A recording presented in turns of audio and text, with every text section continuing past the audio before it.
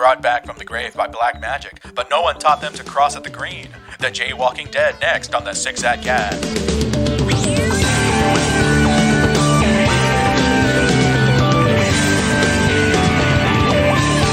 Hello. Today is Thursday, January 23rd, 2020. My name is Nick, and this is a Six Ad Cast. On my left is my good friend Manuel. Hey, what's up, guys? And on my right is my other half, Sarah. Hey. Hey, girl. You know what's weird is that I just got another pack of batteries. It was a Walgreen alkaline something or other. But it was still $8 for 8 batteries. And I was just like, this is highway robbery. Oh, well, No, it's the a highway Walgreens. robbery was $5 for 4.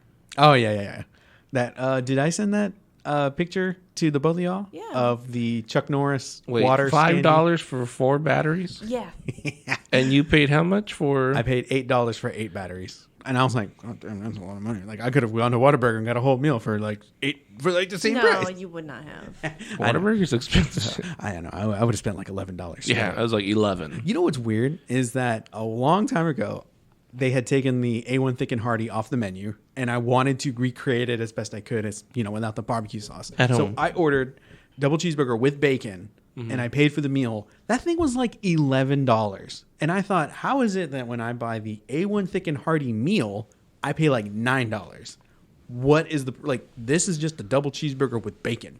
That's why they stopped it. But that was also a double cheeseburger with bacon with A1 sauce. Yeah. What It's They're the same like, as Tapatía. So the burrito you get is amazing. is $8.99. Yeah. So that Which burrito does he get? The one with cheese? So yeah, is your it- meat with chili gravy and queso on top. That's the one. Yeah. So my preference is just no gravy. That's not a problem. It shouldn't be. And I'm going to keep holding it to them. The one problem I had was that stupid bitch on the phone with me. She was saying, oh, well then just get the number 51. And so then the one time I do, Nick says, why is it $11.99 when it's fairly similar, but it's just a burrito? Yeah. Oh, that's right, because it didn't even have sides. No. So I'm like, Oh, bitch, man. just give me what I want. Maybe they took the sides and stuffed them in the burrito, but then... Well, sure they did, but it's But then still why is not it- worthy of $11.99. No, I How mean, much is yours? $8.99. $8.99 Oh, that's okay. Wow. That's highway robbery. for $8.99 for a burrito. For the same Well, thing. no, Just for the same no thing, no gravy. chili gravy Yeah. for Yeah. $12. Oh, maybe they just take into account we have to make a slightly bigger tortilla, and we're gonna charge you for it. They're not making tortillas back there, bro. You want big or small? This one's big. It's a burrito. Okay. They just kind of get the new one fresh out of the pack, and then they mash it a little bit, and they're like, it looks slightly different. They used to when I don't want to get into this cake, but when they back in the day, they used to make the tortillas there. Yeah. And the burritos were so much better, and they were $2.98, the big ones. What do they? They get their tortillas from Kroger or something? Literally, they look store bought. The chips look store bought. They're yellow, like regular. I don't know. It has gone downhill. Dang, but I still like it though. I still like that number 19 chicken. I don't go anymore. Damn. Not even for the margaritas. They're pretty good. No. Well, how have you guys been in the week that we've been gone? I gotta say, me and Sarah have been watching quite a lot of stuff. I've The Office. watched a lot of stuff. That has taken a back seat You have to because put of pause on that. other stuff that we've watched. Manuel, what have you seen, read, or listened to in the week that we've been gone? Just I can't even tell you, man. Like, I think I saw a movie, but I'm not sure. What? Just this Trump stuff. It's interesting. What's about to happen? What do you think is going to happen? I don't think he'll get impeached.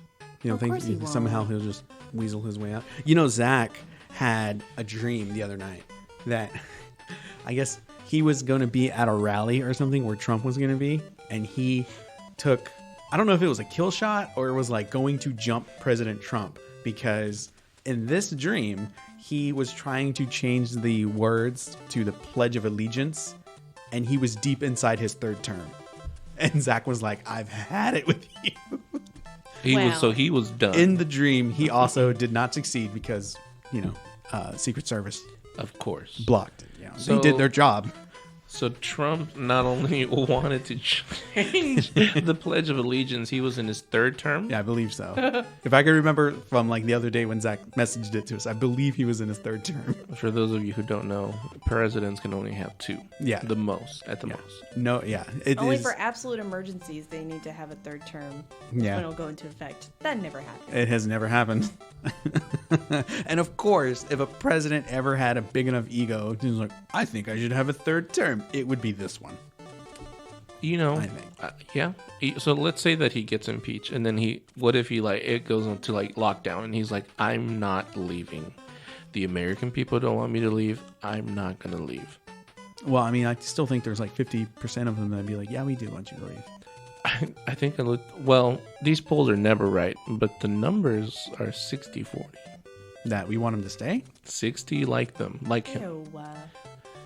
Okay. I mean, he's doing a lot of good stuff for the military.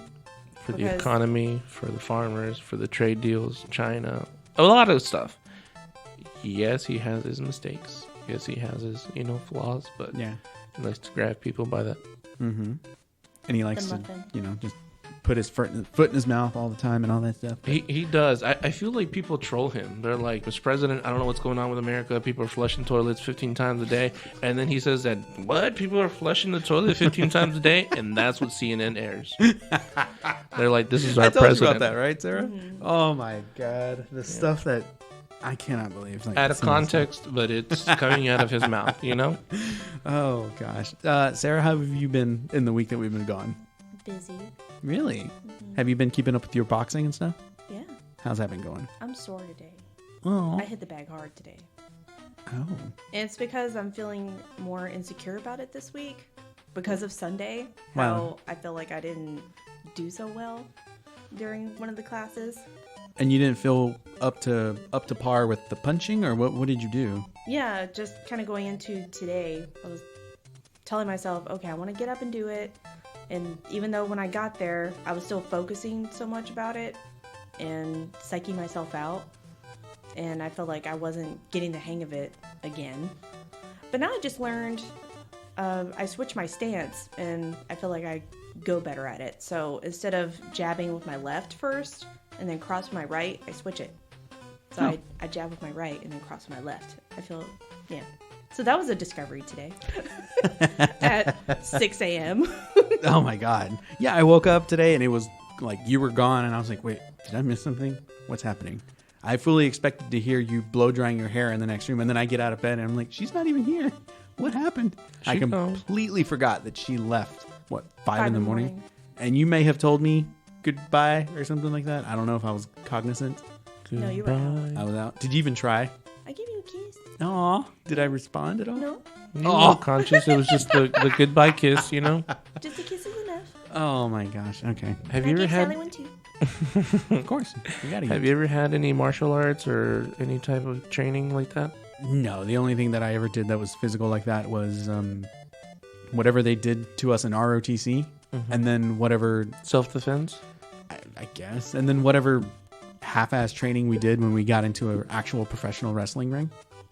Oh, okay. Yeah, whatever that was, and then no, I've never boxed or kickboxed. Wait, what or did they do in anything like ROTC? I mean, I know about the rifle stuff or what's it called, color guard? that? Yeah, I mean they had a weight room and like we'd hit the weights in there and stuff like that. No, like actual, like, strategic, like, use your left jab, right jab. There to were some stand. guys that would grapple, I think, but me and Fat Puss would go and throw the football all the time. Okay, so nothing. Okay, so There was, I want to say something like cross country, that type of stuff. There were, when you went to those color guard competitions like I did, they did have other competitions like physical stuff. And I was just like, nah, I'm too fat. I can't do any of that. I can do color guard. I can spin that rifle just a little bit. Some of those trips going out of town, just bullshitting. Oh man, some of the fun. The Econo Lodge will always hold a special place in my heart as one of the crappiest hotels and one of the most funnest road trips I've ever been on. I totally agree to that because I want to say I stayed at one when I was going to a rave in Austin, and it was just to stay the night. Yeah. We barely slept. I had a quick little linguisine. Me and my girlfriend went out to the rave, stayed out really late, went back, slept a little bit, and left. Wow. Yeah. some of these hotels really get their money's worth. Like, man, nobody was even in here. They didn't even undo the bed. Oh, but the restroom's a mess. Yeah. Ew. I will say when we were at that Econo Lodge, it was like me and like 3 other guys and we were just bullshitting. And I want to say 2 of us were off somewhere and then 2 of us went to check into the room to pretend that it was just 2 of them. They weren't going to allow 4 people to go into a 2-person hotel room. And so while they were doing that, one of the guys had to go use the restroom. It clogged it started to overflow. I think they ran out of towels. And then it was also discovered that in the shower head was not attached properly to the pipe. So when you turned on the water, instead of coming out of the shower head, it shot backwards and hit the wall. It was just absurd. And then I think one of the lamps was missing a lampshade. Oh, this sounds like it was a prank from somebody. Are you sure? No, this was like a legit Econo Lodge. This was it, man. We had to get a whole new arrangement of towels because obviously the toilet was not working properly. I was watching the movie Vacation. Do you know what the movie that is? Yeah. The new one? Yeah. Yeah. Did I watch it with you? I watched it on my own a couple of years ago. Oh, well, I think I know I've seen it, but when I saw it 2 months ago, a month ago, whatever, I did not remember watching it. But there's a scene where they go into like a motel, and dude, it is bad like that. Like the bathtub is like what's the word? Stained with blood or something? Yeah, he looks up at the wall. He's like, it looks like somebody blew their brains out because like the blood's like splattered, and then everything is just so nasty, and that's what you're reminding me of right now. I'm like, there's no way it could be that bad. Yeah, I don't know. Something weird happened, and I'm sorry that the other day when we were talking about it, like it kind of got awkward and heated between the two of us. It was when we were coming back from Buc-ee's. Okay, so it's nothing bad. It's what I saw versus what she did. Okay, so we're at Buc-ee's and we're coming home and we're both there. I leave first. Okay, so I don't know how much of a head start I had. So Different cars. So I got a head start on her and I'm coming down our long street to the high school to come home. This is what I saw. All right, we're on the long stretch. I'm the only car on the road. And I see a car like 2 blocks down ahead of me, and it's her car. And I'm thinking, that looks like Sarah's car. And she makes the right turn, which means she's coming down on Gordon. Jack in the Box is on her left. I don't know how she made it there before me coming straight down through House Street, right? I watch this vehicle, and I'm thinking, that looks just like her car. But it can't be, because there's no way that logistically she would have gotten ahead of me hitting all those traffic lights or whatever. I have a straight shot. So I hit the stoplights, and I watch this vehicle go down to the end of the road, turn, and then back up. And I'm like, oh, that's Sarah. I come up and I park, and I said, how did you get in front of me? And she said... I said I took 35 over the bypass to East House by the hotels and just pretty much avoided lights. And it's just a couple stop signs. And then just got home. The path that I took was more direct because usually I go that way as well. But I decided I'm going to go by Joe's Barbecue, which is bypassing, not going over the thing. She basically went through the back door all the way straight down the road. Somehow I watched her car come from a totally different direction than what she was just telling me from where she was. And I was like, no, you came from Gordon and you made the right turn. And she goes, but that wasn't me. And I was like, but I watched you. I watched your car the whole way as I'm getting stopped at these stoplights. You get home before I do. And I was like, we're the only cars on the road. It's like 10 o'clock at night. Oh, wait, okay, so now I see. Okay, so it was not only that when she explained that she was coming from a different place, it was like not what you saw. No, because the way, if she had taken that route, she should have been somehow behind me. But this vehicle was ahead of me, like 2 blocks ahead of me somehow. And I don't understand how it happened. And so, but when you got to the house, she really was here before you. Yeah, she was here. And I just don't know how she did that. She says she was on House Street. I'm like, you came from Gordon. I don't understand how this happened. I told her at the movies, honey, I believe you, but you're wrong. If you got here before me, you had to have passed me up. If you came the way you say you did.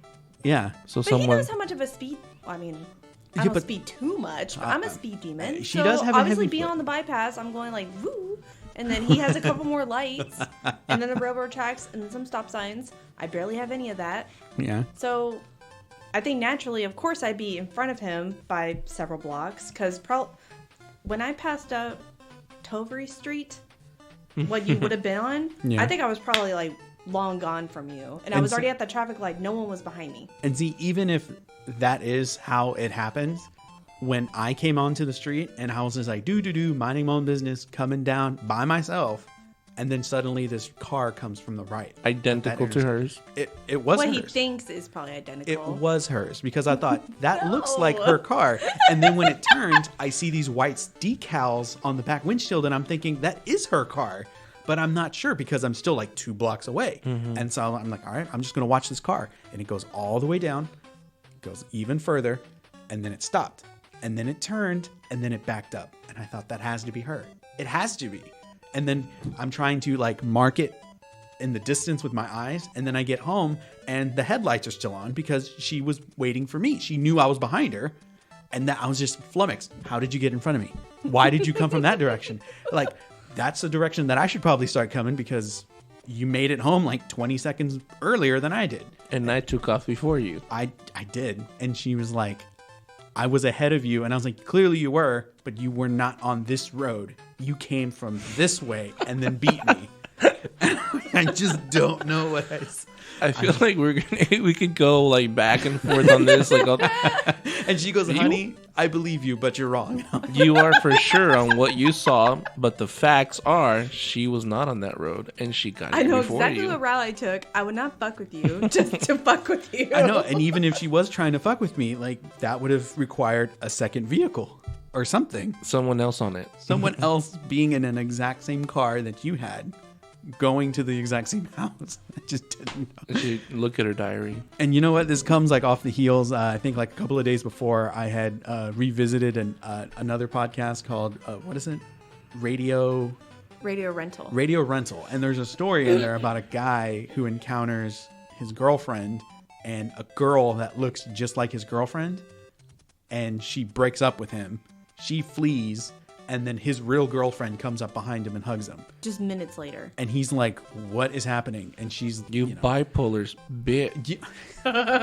And so, like, I had just listened to that again because I was like, what a fantastic story. Like, doppelgangers and alternate realities. And then, of course, the DC CW thing is doing the Crisis on Infinite Earths. And I was like, oh my God, I'm so into doppelgangers. And then I see this. And so, like, when I'm asking Sarah, how did this happen? And I'm just thinking, what if this isn't Sarah? What if it really... Like, what if my Sarah is still at Buc-ee's for whatever reason? And then this girl, like, what if we keep having this exchange and then she just has it and then leaves? And I'm like, wow, she really overreacted. And then here comes Sarah from behind and be like, hey, you know, I got held up at Buc-ee's. I got slushies or something. And I'd be like, oh, I thought you were mad. I thought you were never going to talk to me again. What are you talking about? Here's your slushie. And so, like, admittedly, like, after what I saw, because, you know, I know what I saw. You know what you did. And I'm not going to lie. As we settled in home, I was kind of thinking, what if, because I had stayed over here and, like, taken off my belt, my jacket or whatever, and you came over here to the kitchen and you went into the kitchen. When I was putting my watch and wallet away, I thought, if I go to the kitchen and she's not in there, I'm fucking done. Because then I'm going to storm out of the house, see that this woman's car is not here, and then actually see Sarah drive up. I'm going to be like, like, what do I do at that point? I think that would change your life. You would have a mental break. Mm-hmm. I would. And what does Nick look like when he breaks? I twitch and then... Do I start to Deer in a drool? headlight? You just sit down on the porch, on the stairs. I leave the door open. Sally runs off, and I'm just like, you know what? I don't even think that matters anymore. Be free, child. Be free. Be free, you fat cat. Oh, Oh, God. Me and Sarah finally got to see Knives Out. Oh, so good. Fuck, that was a good movie. Knives Out. Which Yeah. one is that one? It's the one with Daniel Craig, and he's like a detective, undercover I mean, detective. many more actors, but yeah, Daniel Craig. And Chris Evans is a dick, and it's funny to see him be a jerk to everybody. And it's one of these whodunit movies, and I think the last one I saw was Murder on the Orient Express, and that was good. And this just blew that one out of the water. Really? Yeah, if you get a good whodunit with actors and writers and directors and all that, man, you get a really good movie. Because I thought it had wrapped up, and then Daniel Craig was like, "But who hired me?" And I looked at Sarah and I said, "I completely forgot about that. Who the fuck did hire him?" Because And all then- of a sudden he has a Georgia accent. Yeah. So a that's British guy funny. doing a very good Georgia accent is great. And so that was pretty funny in and of itself. So when Daniel Craig asked the question again, who hired me? Then he spun this whole crazy theory. And I was like, wow. And then it turned out that crazy theory turned out to be true. When I thought everything was wrapped up and over. Oh, man. That was a good movie. The accent with the mystery reminded me of the episode of The Office you probably haven't seen, but you'll remember this conversation later. Okay. There was someone with a Georgia accent? Like, what happened? We'll remember the murder mystery in The Office, and they're in Savannah. Oh, my God. Okay. There's been a murder. Because, it happens better in the South. Yeah. Sarah finally got to actually see Tropic Thunder the other night, too. Did you like it? And she shoulder shrugs. There's She does the I wrist. love Robert Downey Jr. She does the wrist flip of it. It was I. You have to. You can't look away. Everybody has a I moment. really couldn't. Yeah. Everybody has a moment, and if you think about what they're saying, like actually think about what they're saying, it's hilarious. So we got to about the 25-minute mark. It was at their 1 week film party. Oh yeah. Which I thought was ridiculous. Hey. And he asked me, "Hey, do you want to keep going?" I said, "I feel like I have to."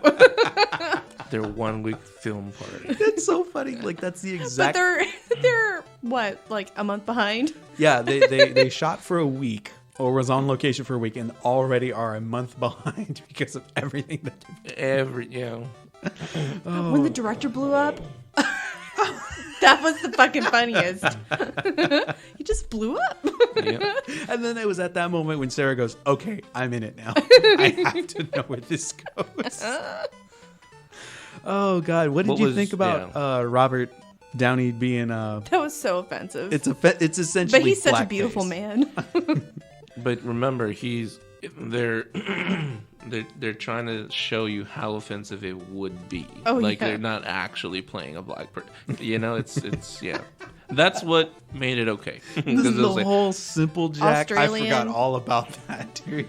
Going through the pigmentation surgery and Yeah. then wearing blacked out contacts pretty much. yeah. And talking like, I'm not gonna do it. But did so what was your good. favorite part? when the director blew up. Oh, really? Because then who holds his head up or That was whatever? They're Ben like, Stiller. okay, and they're like, look, he's there fearless or whatever. Yeah. Because that was so unexpected to me. And I'm just like,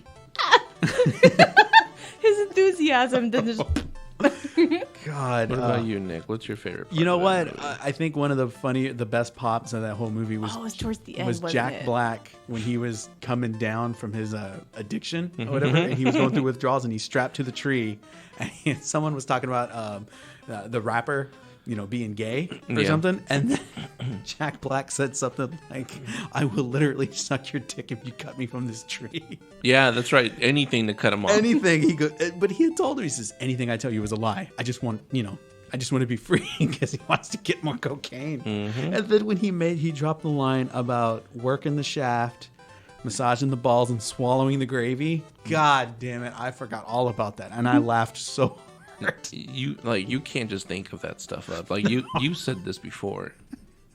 I think that was definitely improv. It might have been improv, and I was like, I expressed to Sarah, I said, he did that with a straight face. The people that want cocaine usually get they'll do what They it will takes. do anything. And so, oh God. But now I want to see the blooper. I want to see if it actually took maybe just a couple takes. Yeah. Because he stumbled over his words or if he was laughing so much. Yeah, because it is truly absurd what all of these respectable stars are having to do. Yeah. God damn it, that was such a funny movie. No, when Ben Stiller threw that kid, Oh my gosh. Yeah. it was a perfect somersault. Yeah, Ben Stiller's getting stabbed by this little boy, and then he flings him off the bridge, and God damn it, that was funny. Something about seeing a child thrown like that, especially in a comedy movie, it gets me. Or a mascot getting beaten up. Oh, dude, mascots falling or fighting, that's good too. Yeah. Rascal accidents is up there. People in Rascals and they fall over, like those are pretty funny. Or head-on collisions in Rascals, those are funny. So, last week I had mentioned that I was going to talk about Wishmaster. I watched 4 of these things. And this is the movie about the genie that comes out of the little red stone, and he grants the waker, the person who wakes him up, 3 wishes. And if he gets all 3 wishes, then the prophecy is fulfilled and the world ends, and he unleashes his legions and blah blah blah.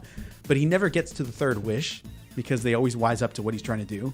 Because it's kind of like every wish that he grants is twisted and it's violent. So people like why would I do another wish? Whatever. The first 2 are genuinely good, and it has to do with the guy that they got to play the Wishmaster. And I told Sarah at the time that I watched this, I said, part 2 is weird because the Wishmaster gets arrested and he gets thrown in jail. And suddenly this man he has this voice and he has this look in his eyes of being truly evil is now in prison with guys twice as big as him. And it takes all of the effect away, but he's still trying to be menacing. And at one point he even gets beat up by this big guy. But then there's part 3. That is the shits. Why? No, wait. First, tell me why the first one and the second one. Like, what? It's him. The man that played the Jinn was perfect. I don't know why he never came back for 3 and 4. Maybe he died. Maybe he stopped acting. I don't know. It was something about him, the way he carried himself, and he commanded, and you just felt that he was evil. And he had the smile. When he dressed as a normal human, he just looked like a jerk. And then when they got to part 3, I don't know, like they got more money to make the effects look good, but the guy being the Wishmaster was just awful. And then the acting was bad. And then part 4 comes, and then they whip out the boobs, and there's sex, and there's a lot of it. And the guy again is not good. The only good thing is the lead girl. She's halfway decent. And part 4 is better than 3. They introduced this other character who was a gorgeous man with beautiful hair, and he's wielding a sword and he's wearing a black blouse, and I'm like, who the fuck, like, if you're like supposed to fight the Jinn, where have you been for these 4 movies? And then he does nothing, he gets killed, and I was like, wow, you were a waste of time. But yeah, this is a great synopsis. So if you're gonna watch Wishmaster, only watch 1 and 2. 3 and 4, if you're gonna skip 3, go ahead and watch 4. You get boobs. Boobs. Yeah. And then I did a reprieve and I watched all 6 Resident Evils. So they were bad, except for the first one. The first one's all right. They were so bad. That's right. She had seen one of them. She says she'd seen all of them. Resident Evil? I have. Not even realizing, really. And I was stunned. And then once he started 5, which is the one I've seen the most, it's a fucking shame. Somehow. And I was like, of all of them, this is the one you've seen the most of, not the first one. And for some reason, this time is just the most awful. It was pretty bad. 1 and 2, the first one is the best because they were genuinely trying to make like a horror movie. And then the second one is like hand in hand. It's not as good. It's more action, but whatever. 3 is the shits. All right, I cannot stand 3. 4 and 5 are interchangeable of being just okay. And then 6 retcons everything and it's just like a kick to the stomach. If you've been invested in anything up to this point, part 6 is just like none of this mattered. None of it mattered. You know. I'm sitting there watching it and I'm thinking, God damn it, it's been a long time since I've seen this. They have to do that. Once they get to like 5 and 6, they have to do the none of this matters because they can start over. Yeah, know? But like at some point, in part 3, they introduced that the T virus wipes out all living things and like the world becomes a desert. And then in part 4, it's like, well, how come it's not a desert? What happened here? Oh, this is before all of that. Here's the story. God. Oh, man, I don't know. But they're probably going to reboot that franchise somehow. I don't know if it's going to be on Netflix for a TV show or another movie. I don't know. I would say give Wishmaster another try. I mean, that's a franchise that people probably don't even realize is out there. They did. They just did it with Will Smith. Are you talking about Aladdin? What are you talking about? Wishmaster. I mean, it's based on a genie. I mean, they could just call it The Wishmaster and be like, there you go, part 5. I did watch Aladdin recently, though. That one. I had seen it in the movies, yeah, and I was disappointed. Okay. But I watched it again, and it is still just disappointing. It is. What about Speechless? Jasmine's one really good original song. Like, that song is really good. What do you like about it? I don't really have an attachment to the song, per se. How many times did you hear it? I heard it once in the theaters, and then I went on Spotify and put it in my playlist. Because I really liked that song. It was a great original song. Why? Why? Yeah, because I wanted to like it. It was I thought it was catchy. And I thought Naomi, it's not Naomi Watts. Naomi Scott. Naomi Scott. I thought she hit that thing out of the park. And then when I learned that it was actually her singing, I was like, whoa, Pink Ranger, go for you. And she's a Disney, so she was in Lemonade Mouth, with the band and stuff. She was a what? The band was Lemonade Mouth. That sounds really dirty when you say it. Lemonade Mouth. Lemonade Mouth? Tell me that Bring doesn't that sound Lemonade Mouth over here. No. Mm-mm. No, okay. All right. So she was a Disney, doing something with Disney before she got into movies. Because the first thing I ever saw her in was Power Rangers. Yeah, she's Disney. Mm-hmm. Dang, Disney did you know born. that? No? Okay.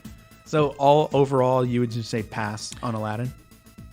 You watch the original Aladdin, and it just like the story and everything that's happening just flows. And the second one, it's like they're trying to copy the flow, but it's not that it's a bad copy. It's just like, cue the next scene, cue this scene. Like it just feels forced and awkward. Even when Aladdin is singing, he's just like, I gotta say this. I gotta say this.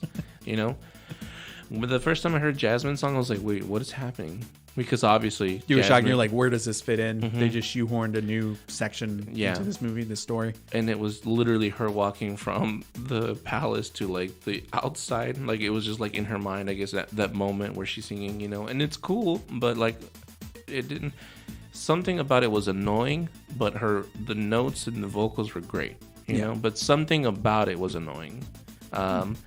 Because she says, what does she repeat back like over and over? It's like, I won't be quiet. I won't stay. Something to that effect. She won't be chained down, and she needs to speak. No, up. but something that she says back to she repeats something and says, I won't. I don't know. I can't remember off the top of my head. It's that I think that's annoying. Oh, because it's like they chose.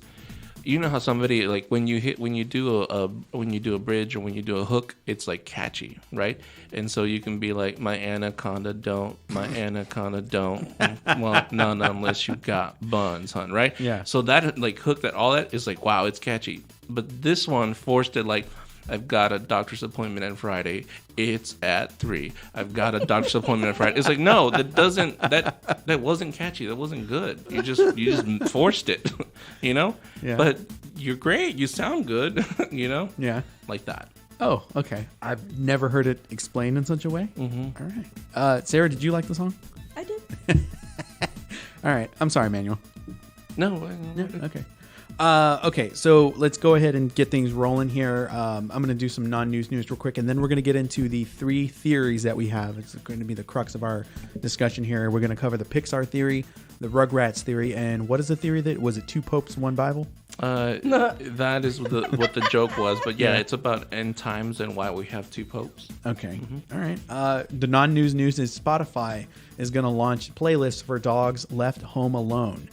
They have made playlists and podcasts for dogs to listen to in their owner's absence. And after finding that nearly 74% of UK pet owners play music for their animals, the podcast features soothing music, dog-directed praise stories, and messages of affirmation and reassurance narrated by actors to alleviate stress for dogs who are home alone. The playlist of music offers tracks selected by algorithms to match pets' characteristics, such as energetic or slow. Spotify found some surveys that in 1 of 4 pet owners play music for their pets while they are gone, and 42% of owners claim that their pets even have favorite music. A quarter of pet owners even claim that they have seen their pets dance to music. Wow, what a cash grab. Do you think, Sarah, with cats that we leave all day when we go to work, that we should invest something in this and finding a playlist for our cats to love each other? No. At this point, I'm willing to try anything. If I saw these cats like lick each other and give each other a bath, I think I would die out of happiness. Because you bought them music. Or because I'd be like, they're finally friends. Yeah. Yeah. Manuel, do you see any truth to this? Do you think that something like this could actually work? I don't know if I'll believe cats doing it, but I could see some dogs falling for it. Yeah. And I say falling for it because, like, I don't know. I feel like we can sway dogs more. Yeah. Cats have their own agenda. Like, you can try, but it's really up to them. Oh, you're going to try to teach me a trick? Me. You're going to teach me a trick. I can go to my bowl and meow, and you'll come and you'll feed me. And you think you're going to teach me a trick. Right. Cool agenda. Here's mine. We'll do this one until I can schedule you never. Oh, man. I would really love to hear some of these podcasts of words of affirmation to a dog. I guess, and be like, it's okay. It's okay. Your owner's going to come back, and they're going to love you, and it'll be great. They sit down, their tails wagging. It's okay. Okay.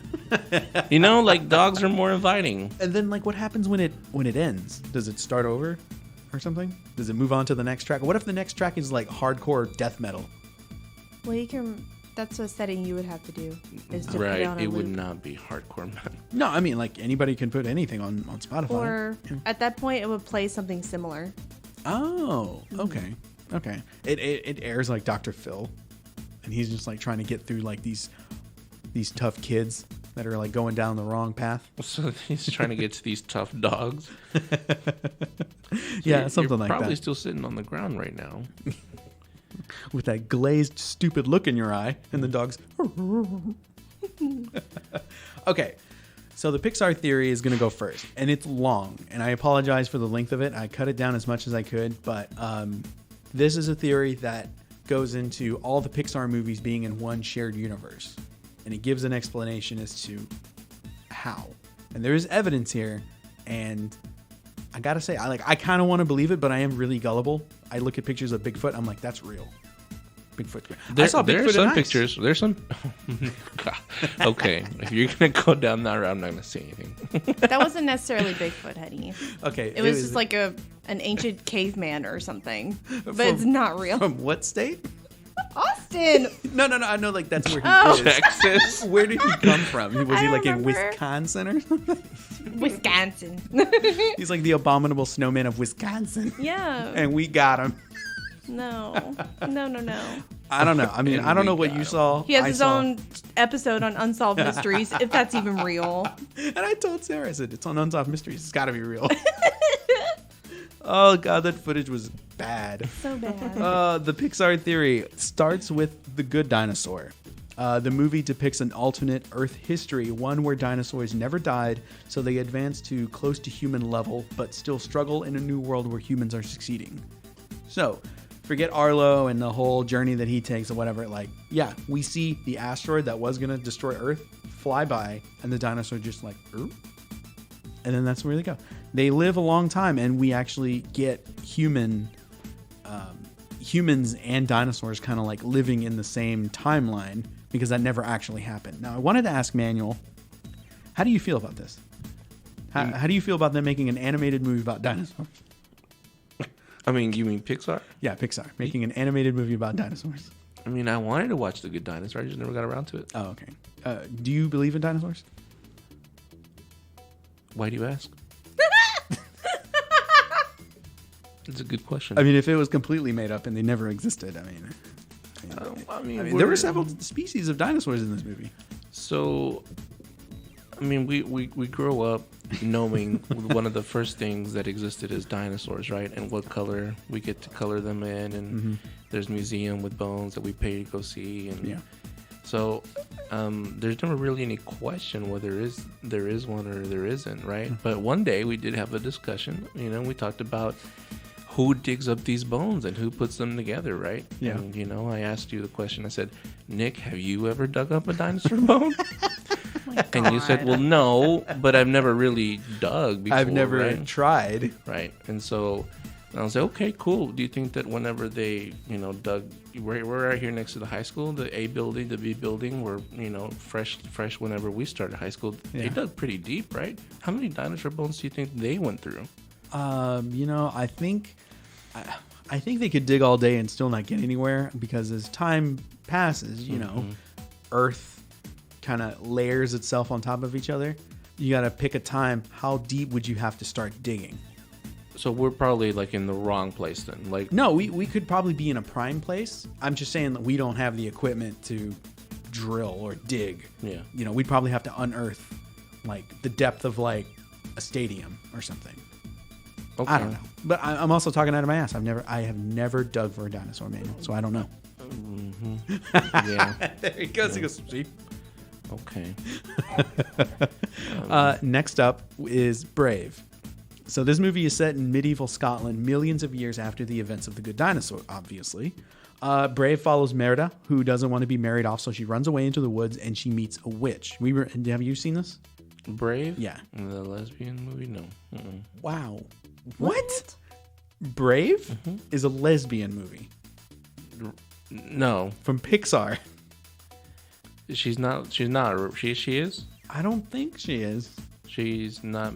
She just wanted to have her own choosing. Yeah, she wanted to choose who I never she got saw it. married to. Wow. Never saw it. This is genuinely a good movie. Okay. So anyway, Merida runs off into the woods and she meets a witch. The witch can walk through doors and seemingly be transported to different places. The witch's cabin also houses several sentient objects similar to that in Toy Story, because there was some objects that started to move. Okay, so then we flash forward to The Incredibles and The Incredibles 2. This takes place in 1950, there and around. We learn of superheroes and the U.S. government forcing them to go into hiding. Mr. Incredible and his family defeat a crazed fan named Syndrome, who wreaks havoc using AI robot technology. The theory believes that the government created the superheroes by harnessing emotions, which is an energy source that humans create. Eventually, the heroes faded away in The Incredibles 2, shows the rise of super corporations, one of which being By and Large, which made the AI technology that Syndrome used to defeat superheroes. Because in that movie, he went and he was like, was he killing them all off one by one? Mm-hmm. And he was using like robots and all that stuff to do it. Okay, so about 40 years later, we go to Toy Story and Toy Story 2. Are we still good here? Now we're in like the mid 90s or the early 90s. 40 years later, this movie proves that every child's suspicion that when you leave the room, your toys are going to come to life. It is believed that By and Large created toys in order to harvest human emotion, though that same energy is also giving them life. The sequel shows the start of toys beginning to resent their humans, Jessie, Stinky Pete, etc., when it comes to being abandoned and being sold off. This bubbling resentment towards humans, according to theory, is extended out into the animal world. So how do y'all feel about this so far? I mean, I'm in it. Do y'all have any opinions on it? It's like, does it sound a little bit too far-fetched to believe that... The energy harnessing? Yeah. No, I can see that. Okay. In a world where toys come to life and all that, yeah? Mm-hmm. Okay, so now we go into Finding Nemo and Finding Dory. These movies are set shortly after the events of Toy Story 2, so we're still in the 90s. Now we're probably like in the mid-90s. We follow Nemo, who is a clownfish living with an overprotective father. Nemo was caught by a fisherman, and Marlin, who is his dad, teams up with Dory to try to save him. The film shows the animals to have similar levels of intellectual advancement, similar to the toys and fish held captive. They also resent humans. In Finding Dory, it is revealed that Dory was raised in captivity, and the theory thinks that this is the reason for her memory loss, but notes that she is also very intelligent, which is why she can speak other languages such as whale, and she has evidence of reading. It is believed that the closer the fish are to humans, the smarter they can become. You know, they can just like absorb it. So yeah, she can read clearly, and the other fish can't. And it's like as if at one point she was getting super smart, and then someone hit like a reset button and she lost it all, but now it's starting to bleed through. Yeah. And I gotta say, man, when she was talking whale, that was one of the funniest things that I've seen in It was good. It was good. Ratatouille comes next, and it's a few years after the events of Finding Dory. Did you ever find out how do we find out that it was still in the 90s? Oh, because Toy Stories were set in like 92 or something like that. Not Toy Story. Nemo. Nemo? The octopus movie? Yeah. Nemo and Finding Dory are back to back. They literally pick up where the other one left off. And if part one came shortly after the infants of Toy Story 2, which is like what? If Toy Story is like in 93 or 94 or somewhere therein, Toy Story is like what? That following Christmas? Because when that movie ends, they get a puppy. Or is that in the first one? That's at the end of the first one. That's at the end of the first one? Okay, so then part two comes, it's like what, a year later, maybe? You're talking about when they were released, or when in the movie? No, in the in the movie. Because in part two, the weenie dog that they got is like a puppy. Right. So yeah, like a year later. Yeah. Okay. So yeah. So if part 1 is like 93, 94, Mm-hmm. the second one is like 94, 95. But then how do we know that Nemo is in the 90s? I'm just going by like what they. Maybe Oh, there's okay. like evidence in there. Maybe someone drops a line. Technology of the time. Maybe it just kind of points that this is when all of this stuff was happening. So Ratatouille is a few years after the events of Finding Dory, and we follow the rat Remy, who wants to become a chef.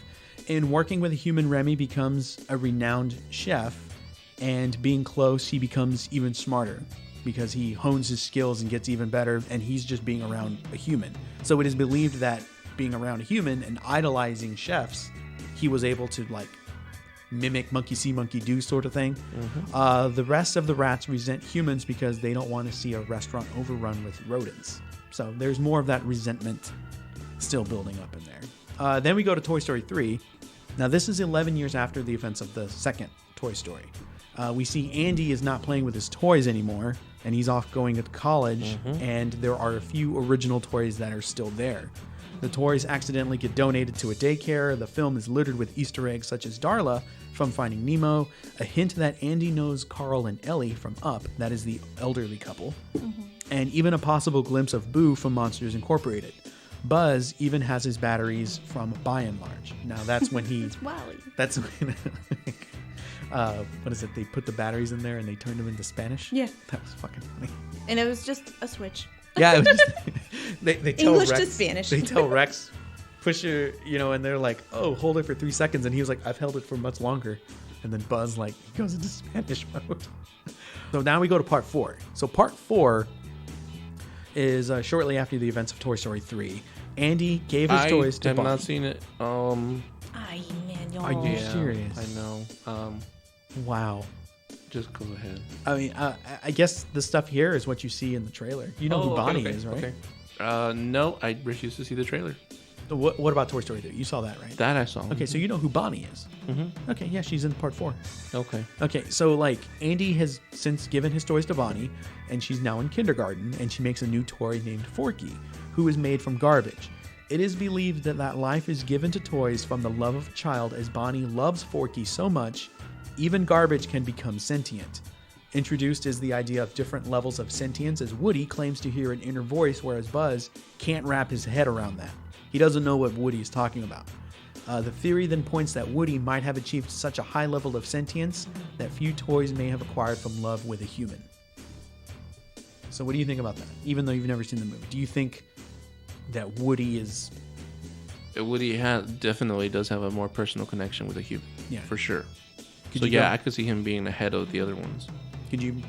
Yeah, because that's his passion. Yeah, he gets... That's what he is literally programmed to do, and he follows through with it. I But mean- so far, this timeline, it's besides Brave, Yeah. is showing a connection between a human being and a creature of sorts. Yeah. We will get back to Brave. Okay. Like, that does come back towards the 'Cause I end don't of this. remember her talking to an animal or anything like that. She had a dragon. Oh, her and horse, she had to right? train it. Didn't she have a horse? No. What'd she have? She does. There is a scene with her and a horse. I saw that for sure. Yeah, because there's a She's scene... shooting an arrow. Yeah, there's a scene where she's going through the woods and she's doing target practice. But there's no animal talking, is there? No. There is her mother that gets turned into a bear. That's right. But, Okay. But that's her mother. But her if mom. she doesn't break the spell, her mother then will become a bear, like, for good. Okay. Moving on. We then go to Up. This is when Carl's wife Ellie passes away, and he decides to act on his wife's dream of moving his house via hundreds of balloons to the South American jungle oasis known as Paradise Falls. A Boy Scout hitches a ride, and they land, and when they land, they encounter talking dogs and a prehistoric bird. Here, we see the first sign of pollution, which drives animals to turn on humans. We see a large-scale industrialization, and some heavy equipment shows the By and Large logo. AKA Walmart. I guess you could just... but the dogs don't actually talk. They're wearing. Yeah, they're wearing technology. future technology dog collars that allow them to talk. But there is a prehistoric bird. It's been a long time since I've seen Up. Wasn't it an ostrich? Yeah, I don't think. It is, I don't know what it was. And he named it Steve. why or would it? something. Why would it be a prehistoric bird? I don't know. It's been so long. As I was reading that and cutting it down for this, I was like, man, it's been way too long since I've seen that. I have to take it at its face value. Yeah, because I don't know either. Because I think I only saw it twice. Almost cried in the theater if I did cry. And then after that, I was like, that hurt too much. I don't want to watch it again. Yeah. Watch, It's it was sad. probably a dodo bird. Yeah, dodo. But even then, prehistoric bird. Yeah. Yeah. Okay, so that's where I'm going to stop right now. And I'm going to come back to the other 9 after you guys discuss y'all's theories. I'll go. Mine's pretty short. I had the Rugrat The theory. Rugrat theory. I don't know why I thought it was Winnie the Pooh. Is there a theory on Winnie the Pooh? Yeah. Do you... So Robin's friends, the Winnie the Pooh community, are all different pictures of mental illness. What? So, like, of course, Eeyore's depression. Yeah. Tigger is ADD. Who's the kangaroo? That is Roo and his Roo? mom. I can't remember what they were. One of them is OCD. One of them That is... would probably be Rabbit. Okay, Rabbit. And then Piglet is anxiety. Yeah. And then maybe Rue and the mom is overprotectiveness. I don't know. So yeah, they all resemble a mental problem. Wow. What would Owl be? He seems pretty chill. Or is it a she? Passive aggressive kid. I don't know. Wow. I don't know. And then after Owl, that would be everybody, right? Is there any Unless character- Pooh. Oh, isn't he like dopiness? I think But he's I just don't- autistic, which Oh, is yeah. what I think what Robin That's is. one. Mm-hmm. Pooh is autistic? Or Robin, one of the two. What evidence would Robin have to be autistic? I just figured he's like just a regular kid who doesn't have friends for whatever reason. No, Like real friends, real people He's friends. autistic. He's home all the time, and his bear talks to him. I mean, because my bear used to talk to me when I was a kid. I don't think my bear. Are you serious? No, I'm kidding. Okay, I'll say. Because then it'd be Nick. like, it's like the bear that's over there in the other room. Like, he's always been with me. He always told me stuff. You know, he eat this, throw this away. Oh, Kill him. wait, what? Kill him. Kill him. And then I'm like, what'd you say, bear? Kill him. That's what I thought you said. Kill him. Okay. Wait, what? Bear, you're such a jokester. So the babies were all in Angelica's imagination. She made them up. Okay. Is there a Oh. reason for that? Yes, there are a lot. Oh my god. Okay, so just to recap, because I've seen every Rugrats episode, okay?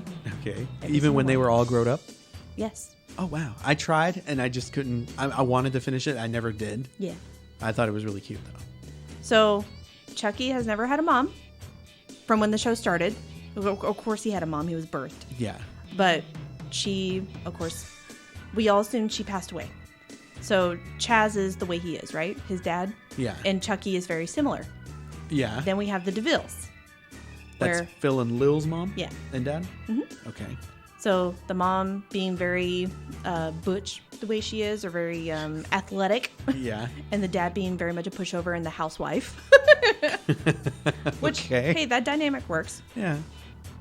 Then you have Dee Dee and Stu, Now, which are Tommy's dad, or mom and dad. his name was. Oh yeah, his name was. His mom was Dee Dee. Dee Dee. I don't know why I thought it was not. I don't think. I never would have guessed it was Dee Dee, but okay.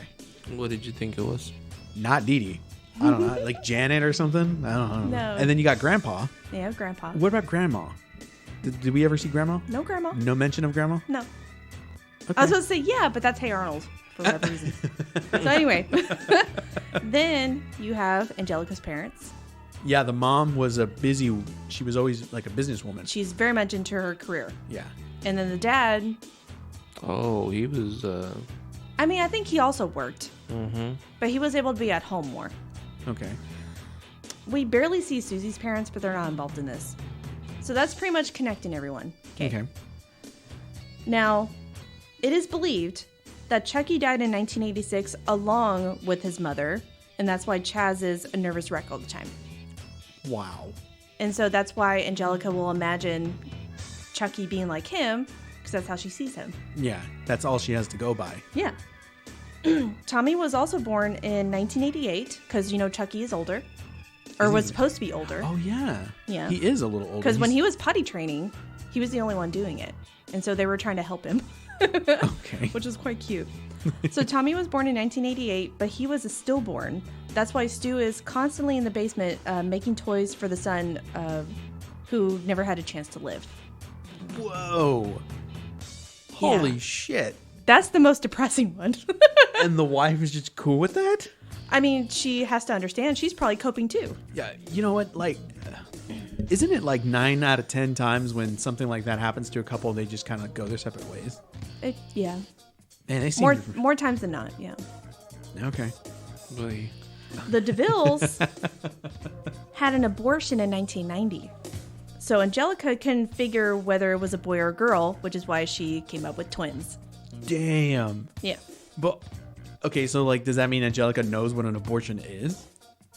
I guess. So as for, quote, all grown up, the teenage Angelica became addicted to various narcotics, which further aggravated her schizophrenia, Oh, wow. bringing her back to her childhood, and thus her creations she obsessed over. Because of time lapse between the present and the last time she interacted with her creations, she made them older. Angelica was constantly taking hits of acid, so she would never have to live without her creations, who were her only companion. Wow. Yeah. When they were grown up, did she ever have a boyfriend or anything? She did have a quick love interest or a crush, Uh-huh. and he was just this boy from France that moved in next door. Boy. Okay. And he rode in on the little, I guess like a tricycle, but the one lower to the ground that little kids would ride on. So it was like the big boy wheel and then two in the little back. And Oh. he rode it like a motorcycle. So she's like, ah. And he wore a leather jacket. It was stupid. Wow. Anyway, He's probably the one that sold her the drugs. This show really likes France. yeah, right. In a judgmental world, Angelica's mom actually died of a heroin overdose in 1982, just after Angelica was born. Wow. And Drew, in his depression, married a gold-digging whore that Oh, Angelica my. idolized because she fooled herself into thinking it was her real mom, but always had a concept of her mom, Cynthia, and took a Barbie doll and made it after her mom's image, wearing an unwashed orange dress and having jacked up hair, which is why she was so attached to it. Later in life, she followed in her mom's footsteps with drugs and everything, dying of overdose at age 13 when All Grown Up was canceled. Wow. That's quote. God. So, but reading that, I was thinking, that's not right. Because obviously her mom, I can't think of her name right now. She's obviously not a gold digging whore because she does everything on her own just fine. She's Yeah. a career woman. So I think that's where I wanted to go back into different articles to read about that. I will never look at the toy Cynthia the same way again. Did Cynthia have both of her shoes? No, she was barefoot. The doll was barefoot? Okay. Oh, okay. So this was the theory that I believed. So her biological mom did die, but then Drew married her now, the mom that's in the show. Yeah. That's her evil stepmom, Okay. who's too much of a busybody in her job, and she feels so lonely that she created all these characters. Wow. Yeah. That's depressing, man. I know. The only regret not to be fictional, however, was unborn Tommy's brother Dill. However, Angelica didn't know the difference between Dill and her creations, although Dill didn't follow her commands. After endless crying in a refusal to disappear like the others did when Angelica was angry with them, she hit him. Due to this, he sustained a brain hemorrhage, which resulted in a deformation. As he grew up, his damage only became more evident, and by the time he was 9 and all grown up, he lived as an outcast, being ridiculed for his weirdness and retardation. The immense guilt... This is too much. The immense guilt over this is what led Angelica to her drug use, and is what led Angelica to uncreate the Rugrats briefly, until her experience with hallucinogenics. On a trip to Paris... At the age of 13. At the age of 13.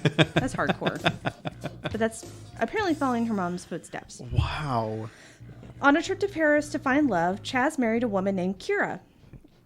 He was actually going to marry a different woman named Coco, but she just wanted him for his money. What money? I don't remember him working, but okay. But who had a daughter named Kimmy that was torn from her because she was a cocaine addict. Angelica imagined her from Kira's stories.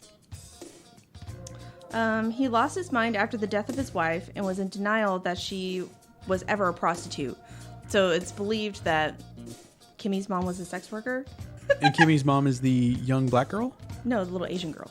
Oh, okay. They met in Paris. That's okay. So what's the name of the young black girl? Susie. That was Susie. Okay, I completely forgot about this Asian kid. Okay.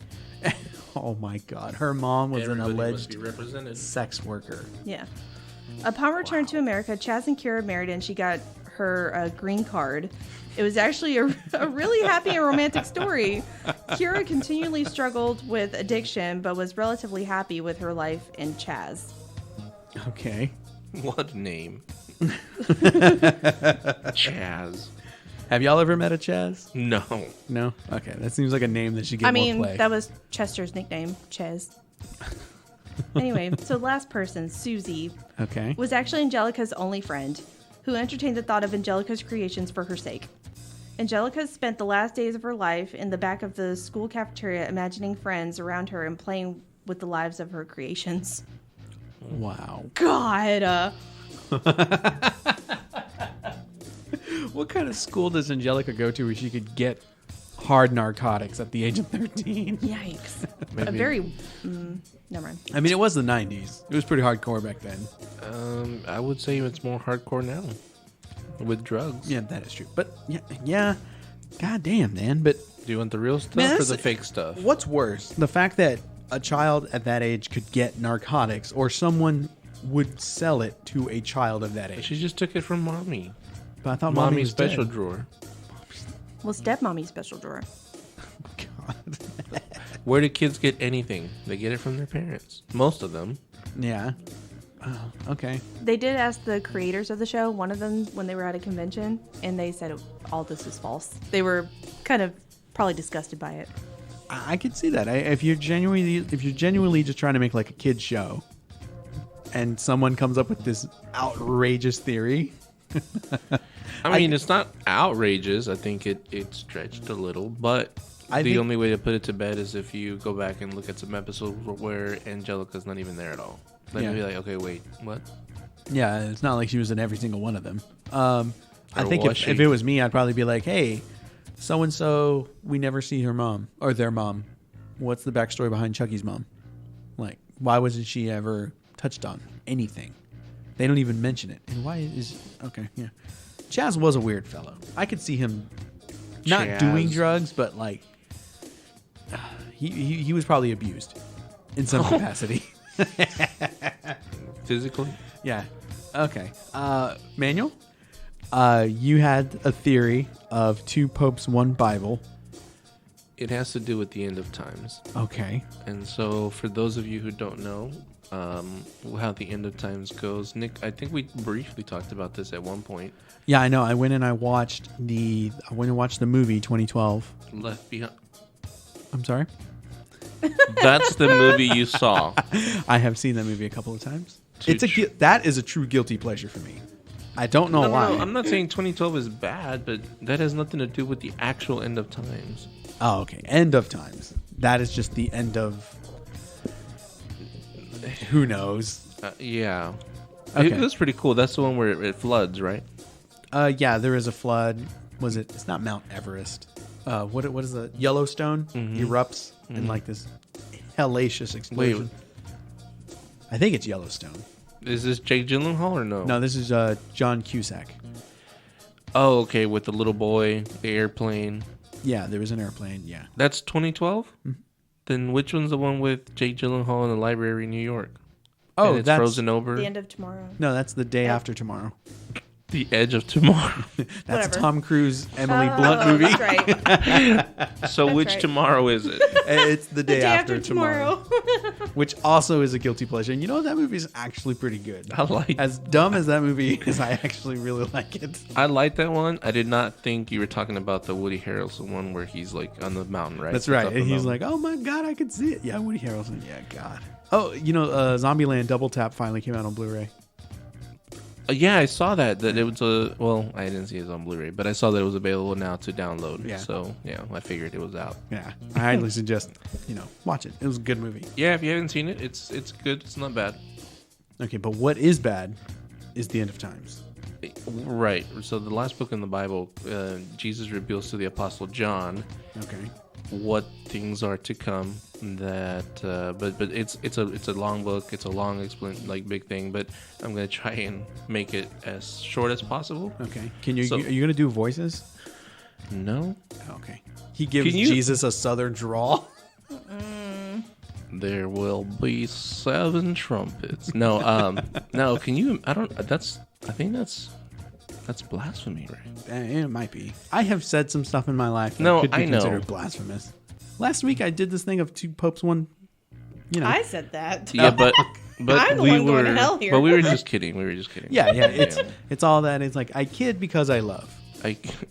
Right, but like if it were to be serious, where it was like, okay, and now voicing the voice of Christ, I don't know.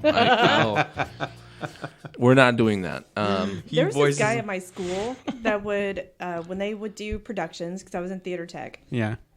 he had literally the voice of God. So he would do like the announcement before the show, like, please silence your cell phones, please don't disrupt, or whatever. I was like, oh my God.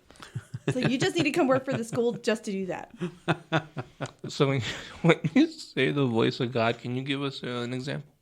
No, because he had just a deep, beautiful voice. But like Morgan Freeman voice, or like just angelic? There is a musician, but he sounds like he's singing like a jazzy black man. Okay. I can't think of his name, but I want to say very similar to that. I wish I could remember, but I don't. There you have it, jazzy black man. So you, God. when you go into this, I want you to voice Jesus as Robert Jr. in Tropic Thunder. Can you imagine? Can you imagine? Those were some of the best moments when it was like the black on black, where he was like, "What do you mean, you people?" And then the other guy's like, "What do you mean, you people?" You know? And he's like, "You're Australian. Be Australian." Yeah. Or the dingo ate a baby or whatever. He's like, "Yes, it's a true story." That is a true story. He's like, "You're coming into dangerous territory." Yeah, he or basically something. tells him like, "Watch your mouth." Yeah, like, back up. Don't joke about that. That's a real story, y'all. I love when they were like pretending to urinate and like Robert, it's done pissing. He walks over to Ben Still and he goes, "Oh man, it kind of smelled like bologna over there." I'm like, "What? Bro, why? Yeah. Like, why would your urine smell like bologna?" That was another part where that was so funny. Whenever he's interacting with Ben, Yeah. because Ben's like, "No, man, just like chill, like relax," and he's like, "Wait, what you mean?" Like, when he tells him he's more shredded than a julienne salad. Yeah. I was like, so did he mean a Caesar salad? But then said julienne. Oh man, that, and he takes the map away Give me that from him. goddamn map. Yeah, and he's like, "Hey," and he turns around, just a quick, like, not even the full turnaround, just "fuck you." And then the kids over there talking about porn and Blu-rays, and he's like, "You been talking to me this whole time?" Yeah, he was going on and on. It's like, this is to me. Oh God! See how we just get derailed on all this stuff. Man, the movie was good. So the Book of Revelations gives us basically like a timeline of events that's supposed to happen as we get towards the Battle of Armageddon, which is the final battle between who was here at the time is the Antichrist, which is Satan, and then he is defeated by God, Jesus. He comes back and he sends the devil. He bounds him for 1,000 years. But in order to get to that, before right now, as we know, the days you and I are living in what we call the grace period. So after Jesus died on the cross for our sins, for everything that you have done and will do, this is the period called the grace period. And so one day things will change. And when they do, it'll be, I don't know if you guys have seen the movie Left Behind, or that moment where people say that a lot of people will disappear. Mm-hmm. So if that happened today, that's what we would call the rapture. Abruptly, a lot of us who believe in His Word and in God will disappear in an open and close of an eye. You know what's weird about this is that if that was to actually happen, there would be a sizable amount of the population that isn't going to put two and two together, and they're just going to refer to it as like, we just got Thanos. The non-believers who have no idea that this is already written and that this is, but the people that do but just never believed, and when it happens, they're going to be like, holy fuck. We just got Thanos. Kind of like at the movie End of Times or something like that. End of Days? No. Arnold Schwarzenegger? No. Don't go there. That You movie, know, was, true story. that movie was awful. No. End of Times. No. The one with all the guys, with the Pineapple Express guys. Oh, this is the end. This is the end. Yeah, where he's like, wait, this stuff that's happening is in the Bible. Like this is the end of times. So when people start to get raptured and disappeared, the non-believers will believe that we just got Thanos, right? Mm-hmm. And that is going to cause like a lot of events to set in motion, which are like the governments, the United Nations, the U.S., everybody together is going to say, look, we don't know where everybody went, but moving forward, we're going to need to keep track of everybody so that if this happens again, we'll know where they went. We'll know where they're at. They're out there somewhere, you know? Mm-hmm. In the Bible, it says that during, after the rapture happens, you're going to have a 7-year period. That is called the tribulation. Basically, the first part of tribulation is going to be okay, but the church will be absent for what is very dark times, which is the last 3.5 years. The Antichrist at that point will reveal himself as God. He'll say that he is God, and things will be really bad on earth. There will be water that you can't drink, which will be what they call blood water, and you'll have painful sores on your skin because of the environment. These are just things that you'll have to live with towards the end. Okay. The thing that I said about 2 popes is because while this is happening, nobody is going to believe, or nobody's going to basically get on board. Nobody jumps on the bandwagon until they do something miraculous, similar to God. And so the reason we have 2 popes right now, and I think that it's a big deal that we should pay attention to, is because a long time ago, there was this prophecy. It's called the prophecy of St. Malachi. This cardinal was on his way to see the Pope. On his way to see the Pope, he had a vision. An angel came and gave him the names of the next 112 popes. Technically, we are on the 112th Pope, the last Pope in that prophecy. Okay.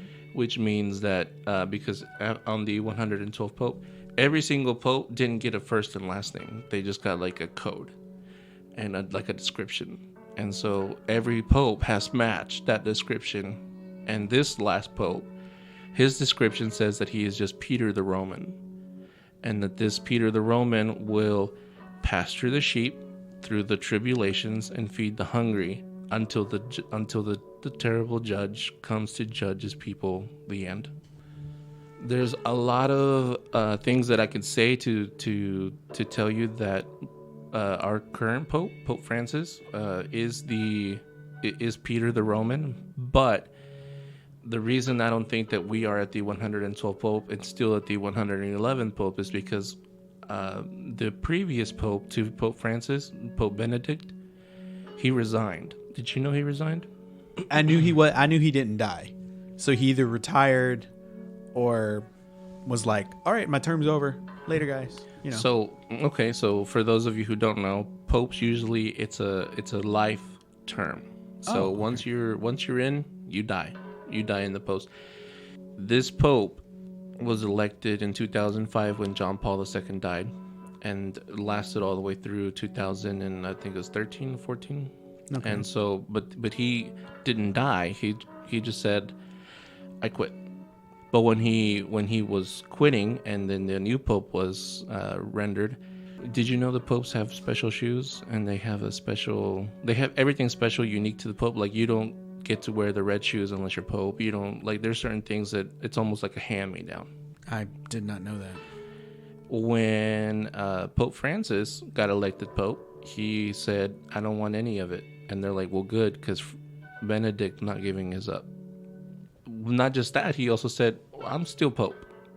God damn it. Like I'm still Pope. I'm just not gonna work anymore. Like He I'm just not sounds like a sore loser, not liking being replaced. right. I don't know what the no, but well, the thing is if you actually watch the movie Two Popes on Netflix, it kind of goes into like the special relationship that they both had. The Ratzinger, the German Pope, Pope Benedict, the Pope before this one, Pope Francis, who was from Argentina, they did not like each other. Well, the German Pope Benedict did not like Francis, but then he realized eventually that what the Catholic Church needed was Pope Francis, that somebody with the way that Pope Francis thought and acted, that's what the Catholic Church needed. Needless to say, we have a king who is no longer king, Yeah. but there's another king. You know what I mean? So like I feel like both of them are holding the 111th spot. It's so weird. Like, he willingly stepped down, but he still wants the title. Explain that to me. Yeah, that's not how that works. No. I mean, it's. I say it. That's not how that works. Barack Obama is still considered, like, he still has the title of president, but he's not the president anymore. He served his terms, and he will always have the details. In the news, if you refer to Barack Obama, they'll say President Barack Obama, blah blah blah. Even today, yeah, because I hear President Clinton or former President Clinton or whatever. President, Carter's still alive. You know, they're like President Jimmy Carter. Yeah, President Bush. It's just a lifelong title, but now but they're not in the White House. Yeah, they don't have. They don't have. Right. Yeah, they don't do anything. They're just like more or less figureheads or ambassadors for future presidents. And so if it were just one of those things with like Pope Benedict, you know, nobody is known as Pope Benedict. Nobody's known as Pope because you're supposed to die at your job, in your title. You're supposed to die. You're not like, oh yeah, he was Pope, and that one was Pope, and that one was Pope. No. Yeah. And so when we tie that to something that is written in Revelations chapter 17, it talks about 8 kings of this world. When it's towards the end, it talks about the 8 kings of the world who run the world, who are at the head of the church, but have committed abominable sins. And so when it describes the 8 kings, you kind of match them up with the Pope role that we have today. And then after further studying, you start to see that these popes are not just popes.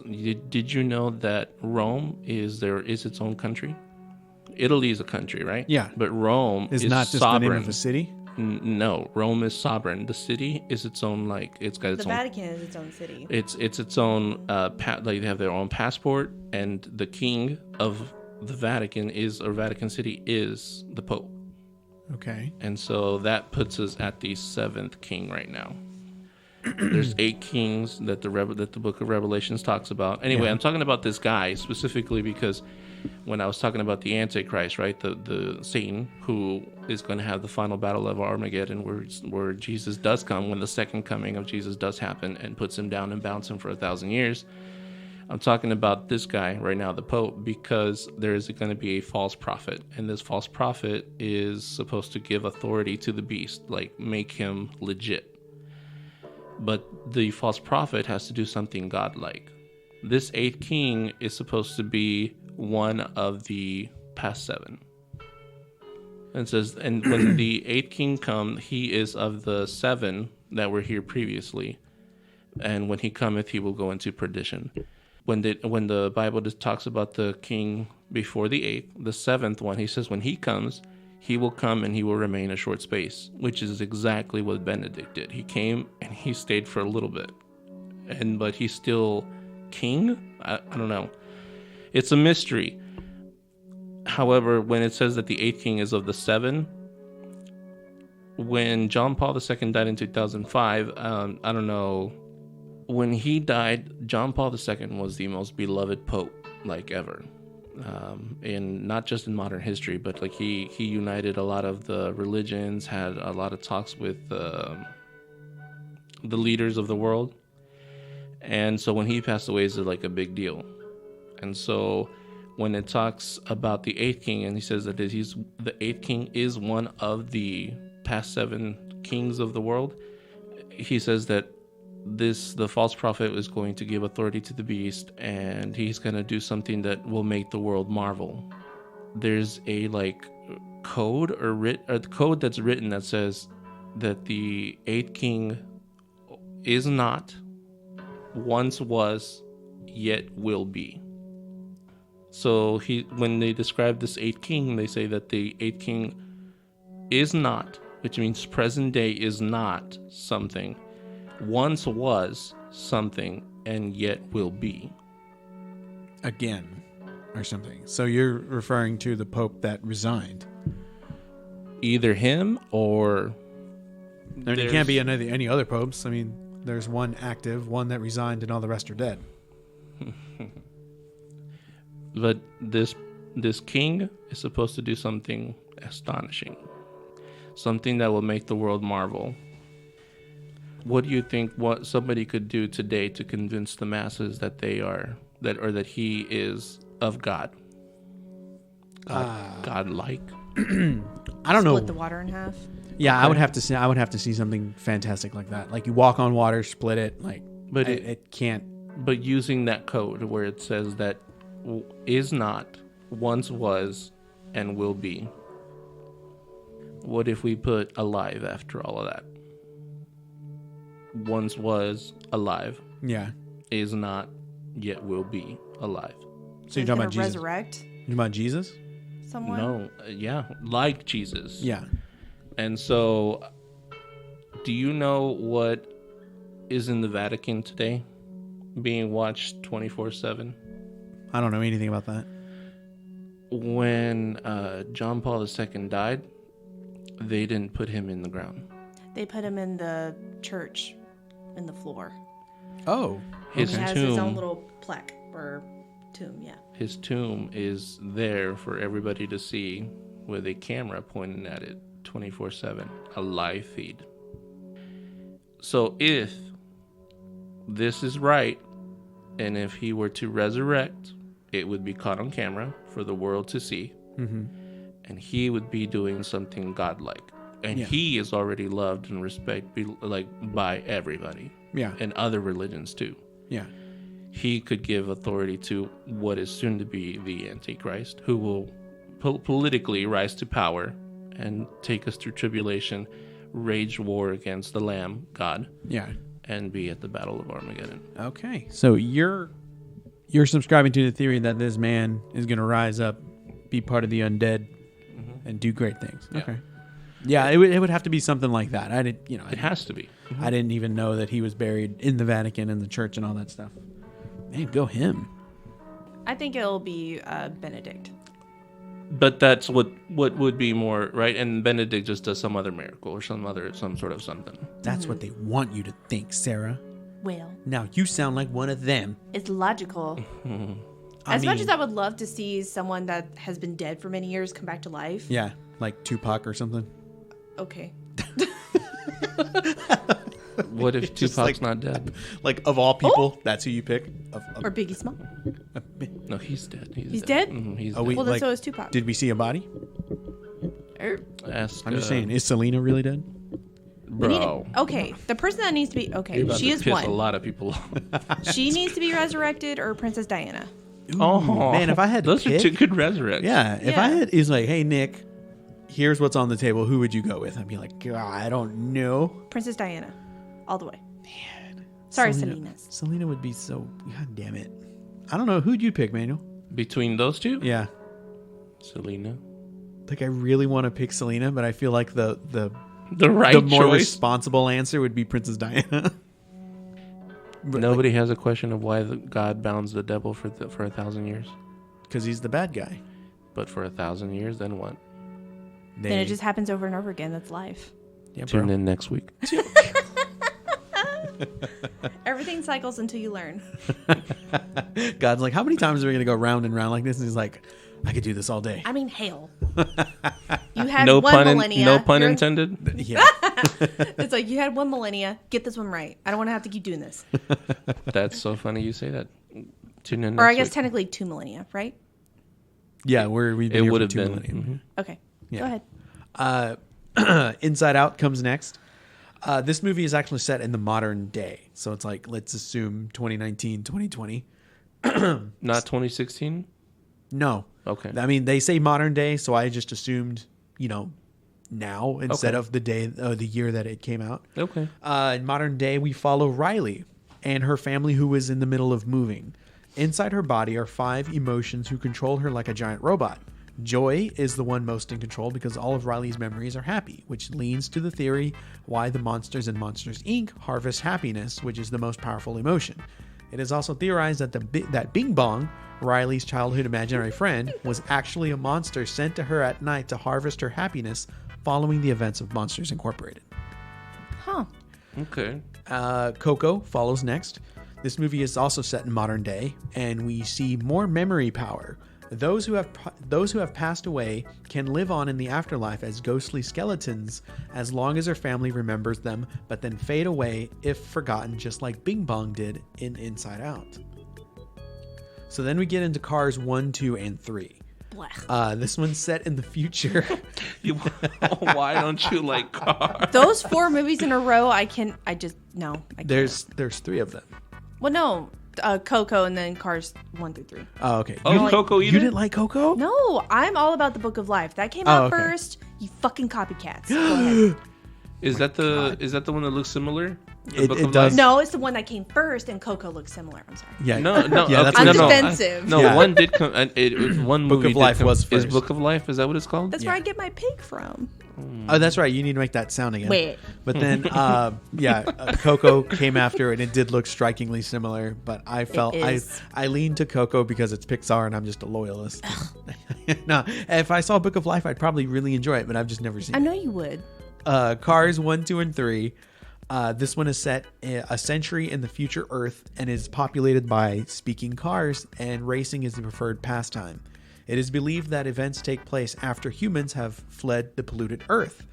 The cars are either powered by and Large, which is Syndrome's artificial intelligence technology, or have come to life by the power of their owner's memories. Wally. Cars 2 reveals that the cars are facing a fuel shortage and they can also die. It is also confirmed that this is Earth, which has been cleaned by robots. Cars 3 introduces the idea that cars have a shelf life and cannot race forever or function as they could have years before, even with a power source. It also shows organic life when Cruise mentions having to drive around a crab on the beach. This is the first sign of sentient life outside of the cars themselves in these movies. I never actually saw Cars 3 because I hated Cars 2. So, I don't know. I just feel like that movie didn't really make sense. Cars 2? Well, cars in general. I never saw it for that reason. Really? Not even the first one? Out of every Pixar movie, it does not make sense. I saw that movie and I was like, no. I mean, I saw what it was about. Yeah. And it was like, I'm good. You're good? Wow. I suggest at least see the first one. The second one involves spies, and that really kind of jumped the shark for me. And then I wanted to see 3, and I just never got around to it. I may have seen the fork in Toy Story 4, and that's why I was like, no. I think Forky was in the trailer. Well, He was in the trailer. trailers, but a little spoilers. Somewhere I saw like a little bit where it was like a fork, and I was like, no. He's adorable. He's almost like He is really cute. He's like, just let me be trash. Yeah. Oh, okay. He does not want to be a toy. Yeah, because he doesn't understand. He's like, why am I a thing? Yeah, Like, he's what? not programmed that way. Yeah. After Cars 3, we have Wall-E, and this movie is set in the year 2800. Wall-E is the last robot cleaning a polluted Earth who is fascinated by human culture and love, which could explain why his life cycle has lasted so long. Wall-E takes place over 700 years from when By and Large takes control of the world in the later half of the 21st century and pollutes it to trash. Then we have A Bug's Life. This is another century later after Wall-E, and we encounter Flick, who is a would-be inventor who lives on Ant Island. It is believed that these events take place after humans return to Earth at the end of Wall-E. Some animals and insect species did survive the pollution, and they don't really fear humans because there aren't really a lot of them to be scared of. Then we get into Monsters University, which is the origin of how Monsters, Mike and Sully meet. It's really nothing. Monsters Incorporated. This is around the year 5000, where monsters harvest emotions from humans as a power source. A young girl named Boo inadvertently travels to the monster world after traveling through a magic door. The big twist for the theory is that Boo is actually the witch from Brave. After Sully leaves her at the end of Monsters, Inc., she then spends her entire life trying to discover the magic behind doors. Eventually, she learns how to time travel through doors.